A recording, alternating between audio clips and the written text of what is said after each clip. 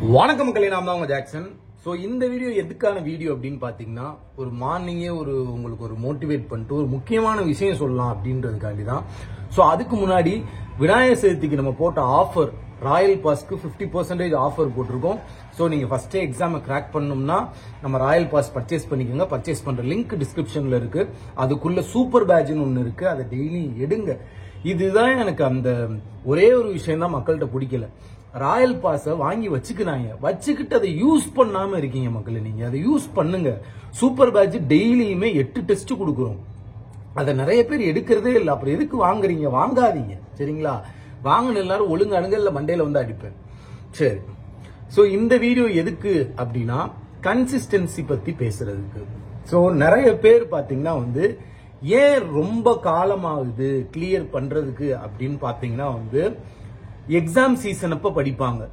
அடுத்து John to April பாத்தீங்கன்னா season இருக்காது. சோ அந்த டயத்துல படிக்க மாட்டாங்க. சோ அப்படி படிக்காம விட்டுட்டு திரும்ப ஆரம்பிப்பாங்க ஒரு ஆகஸ்ட் மாசம். அப்ப பாத்தீங்கன்னா வந்து பழசெல்லாம் லைட்டா மறந்துருக்கும். நம்ம திரும்ப புதுசா படிக்கிற மாதிரி இருக்கும்.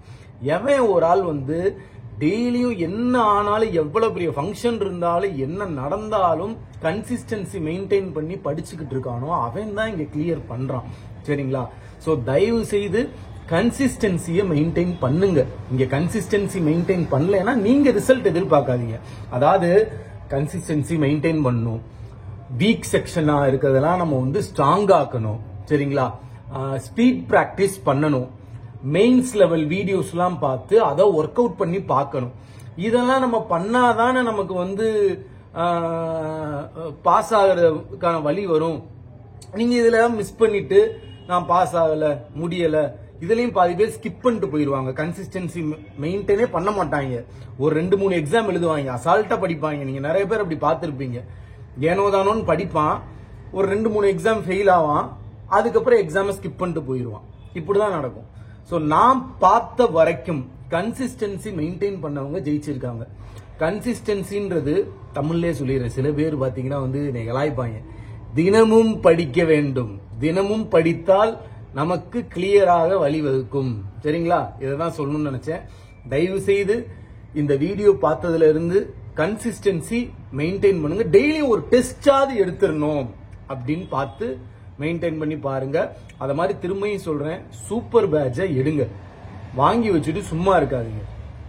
உங்களை டெய்லியுமே அந்த கன்சிஸ்டன்சி மெயின்டைன் பண்ண வைக்கணும்னு தான் நம்ம சூப்பர் பேட்சை இன்ட்ரோடியூஸ் பண்ணியிருக்கோம். சோ ராயல் பாஸ் யூசர்ஸ் எல்லாருக்குமே சூப்பர் பேட்ச் ஃப்ரீயா வந்துடும். சோ சூப்பர் பேட்ச் டெஸ்ட் எடுங்க. வாங்கினவங்க எடுக்காம இருக்காதீங்க. தயவு செய்து எடுங்க, தயவு செய்து எடுங்க. இது என்னோட ஒரு சின்ன ரெக்வெஸ்ட், சரியா? சோ 11 மணிக்கு டமால்ல சந்திப்போம். டெய்லியும் டமால் அட்டன் பண்ணுங்க. அதுலதான் உங்களுக்கு ஸ்பீடே இன்க்ரீஸ் ஆகும், சரிங்களா? சோ உங்களுக்கு விடைபெறுவது உங்கள் ஜாக்சன். டின் டின் டின்.